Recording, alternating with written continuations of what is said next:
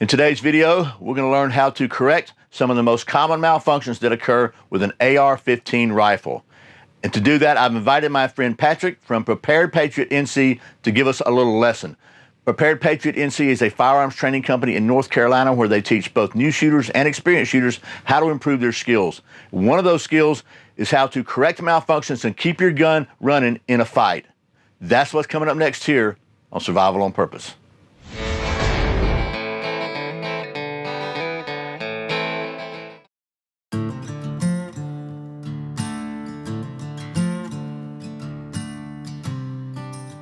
Hey guys, it's Patrick from Prepare Patriot. So Brian asked me to do a video on common malfunctions and remedial action drills for the AR rifle. So I'm going to talk to you today about the major malfunctions that you're going to see in an AR when you're out training with it, and the remedial action drills for you to do to clear your rifle and get it back into the fight. If you're not familiar with Prepare Patriot, we're a training company in Western North Carolina. We actually have a class where I go through all of this called Prepared Rifleman. You can sign up for that class at preparedpatriotnc.com. But we're going to talk about how you can be your own armor in the field and fix and diagnose what's going wrong with your rifle. So to do that, the first thing I need to do is I need you to understand the cycle of operations. Now, in class, I go very in depth on this and talk about what can be going wrong at each phase of this cycle. I'm going to try to keep it brief, Brian, because I try not to take too much time on the videos and bore you guys with too much of that. But in each one of these cycles, you can diagnose what's wrong with your gun based on where it failed in the cycle, is what you need to understand by that. So let's talk about the first one, firing. That's the first where we start the cycle of operations. And the first failure that most people have is failure to fire. So the number one issue is usually user error. What do I mean by that? Well, I mean that you didn't load your gun. And a lot of times what we see in class, I'm going to talk for just a second about this. This is a magazine full of dummy rounds, as well as this one. They're dummy, so I can demonstrate some different techniques here. And the rifle itself is clear. So this is a safe rifle to show you how to do this. So what happens in class and what happens a lot with the AR, and it's kind of its weakness in my opinion, is the magazine will go in, but it won't lock. A lot of people just push it in, and you know, we teach to slap it and then rack it to get the magazine to lock.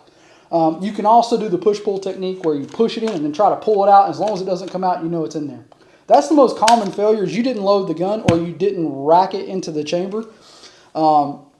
And that's what causes most people's failure to fire. Now, there's other things that can cause it as well. Bad ammo, a broken hammer spring in your rifle. Each one of these things can be assessed at each level of the cycle, and you can figure out what's going on. So what's the first remedial action drill for that? Well, if I hold out on target and I pull the trigger and I get a click instead of a bang when I expected a bang, it's just like in your handgun, guys. You're just going to do a slap and a rack, and that puts a new round in the chamber and make sure the magazine is seated so that we can get back into the fight. That's your most common malfunction and the one that you will have to remediate in the field the most often. So let's go into the next part, unlocking. So we're in the field, the gun goes bang, but nothing happens, no brass comes out, and it's kind of jammed up. And you go to pull back on it and nothing happens, like it is stuck in there. That is a problem with the unlocking. So it's not unlocking so that it can extract the round, or it is something that's happened inside the chamber. Things that happen most commonly is the throat of the round will expand into the chamber and cause everything to kind of lock up. So the remedial action drill for this is we're going to make sure that the rifle stock is all the way in the closed position, and then we're going to mortar the gun. So the way that I mortar it and the way I teach it in class is the Pat McNamara way, where you hold the charging handle and you come to your thigh and and it will usually bring that round out, and now you're back into the fight. So that's your second kind of most common remedial action drill. What if we get a problem on down the line? So in the rest of the cycle of operations, we start talking about extracting and ejecting. So what happens if the round won't extract and it's stuck into the chamber? Typically, that could be a broken extractor. That can cause that. But you don't... That's not as common as you would think. Sometimes if you're shooting steel ammo inside these guns, they do not prefer, a lot of them do not prefer steel ammo. And you'll get a round that won't come out. And it is, again, the round just gets stuck in the chamber and the extractor can't hold on to get it out. So that is another common problem that you can see. And a lot of times in class, you'll have to get a charging handle or a cleaning rod and ram that case out of the chamber. That's not one that you can typically fix in the field if it doesn't come out with the extractor. The next thing in the cycle of operations would be ejecting. So on the bolt, there is an ejector spring that will kick the round out. As it pulls it out, it kind of builds tension and it'll kind of flick it out the side. So a lot of times what will happen is you'll see that over time, the rounds just start to kind of trickle out, or they'll even get kind of caught to where they're not coming all the way out, and you might hear it called a stovepipe or something like that.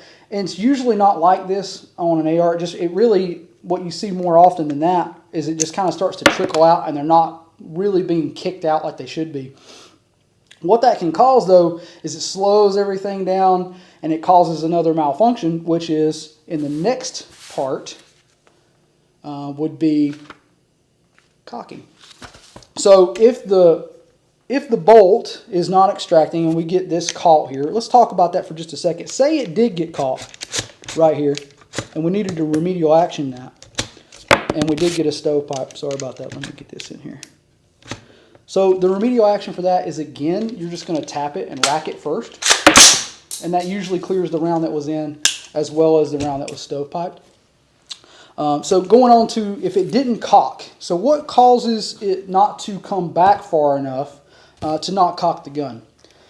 There's a couple things. Most common in an AR, that nowadays these things are pretty dang dependable. They're actually getting to where they run very well. The most common thing I see is it's really dirty or underlubed.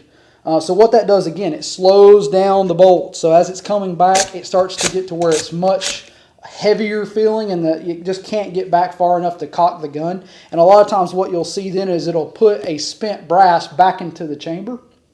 So it'll come back, not kick it out, and just put the rest of it back in. That could be an issue that you're seeing down into the cycle of operations. Other things that can cause that is a gas issue. One of the main things that we see wrong is people don't stake their gas blocks, or they have a gas block that comes loose, and we start to see that move, and it changes the gas system, which if you're running a direct impingement gun means it's getting less gas than it needs to move the bolt back to the rear to get a new round and to cock the gun. So it could be a gas issue, and that's kind of your most common things. The next cycle is feeding, and this is one that we hear a lot about. You'll hear people refer to it as double feed or failure to feed. Sometimes it won't pick a round up. But more common in an AR, what we'll see is a double feed. So what happens and what causes that typically is bad magazines.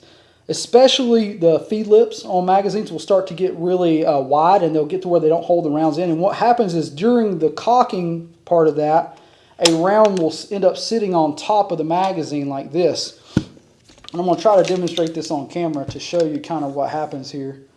So it will be sitting on top. Let's lock that back. So I have that locked back. And you'll get it sitting on top. And you'll get a double feed where it holds the bolt back. And you can see it's got too many rounds trying to come up. And they're inside the chamber there. So the remedial action for this one is pretty simple. We're just going to take the magazine out, run the charging handle, and typically they'll fall out. And then we're going to reinsert a mag, basically reload it, and do it again. I'm not going to do that yet because we're setting ourselves up for the next one here in just a second. So a double feed, sometimes you'll get a really stubborn double feed where you'll have to lock this back. You'll have to lock the charging handle back by using the paddle over here. So you push down on the paddle and it'll lock the bolt into place, and then you just take your fingers and stick it up in there and get those rounds unjammed. It's more common when the rounds are spent, especially. Sometimes they can get into a weird kind of tangled up mess in there, and it takes a little bit more force to get them to untangle. But then you're just going to reload it, and that fixes that. So into the next part of that, this is really the one that most people have the most problems with. And getting it set up right in this video is a little bit harder than the way it happens in real life. But I'm going to try to set it up one more time to show you guys. So we come in. Usually you're upside down or doing something in a weird position, and you'll get that. So then we're going to pull the bolt back if we can. Take the mag out. Pull the bolt back just as much as we can get it to move. Take your finger, lock it, and it'll clear it. So that's how that looks. And that's generally the best way to clear the bolt override malfunction. So that is pretty much through the cycle of operations. There's one more in there, locking. If you can see that. And the last bit is whenever it's fed, the bolts went all the way into the lugs, and it turns and it locks the round into the chamber so you can fire again. If you ever find that your magazine is inserted and you go in there and it's not quite seated, that was what people think this is for. I have a different philosophy. I think you should never jam rounds into your gun. I think that's a bad idea. If it's not going in, there's a reason why. It could be a broken lug. More common than anything, it's something got in your magazine and is obstructing the chamber to keep that from going in. So what I would recommend that you do is go ahead and take the mag out at that point, rack the gun, and try it again. And if it doesn't fix it from there, which most of the time it will, then you probably have an obstruction and you're going to have to do a little bit more remedial action. Most of the time, it's dirty magazines, especially if you're training hard and they hit the ground, and they get mud stuck in them or something, and you fail to get the mud out of it before you put it in there. Or all kinds of stuff ends up in your mag carriers and stuff like that. You'd be surprised at how many times you end up with weird stuff inside the chamber. Or even sometimes it's a major malfunction, like a broken lug inside there that just prevents it. And then that's a fatal flaw for that. At that point, it's dead, and you'd need to change some stuff out. But that's pretty much the cycle of operations and what you need to do to remedy those in the field to get back into the fight. If you enjoyed that video, please give us a like and subscribe on YouTube at preparedpatriotnc.com. And as always, thank you guys for watching. We appreciate it, and appreciate Brian for giving us the time. Thanks, guys.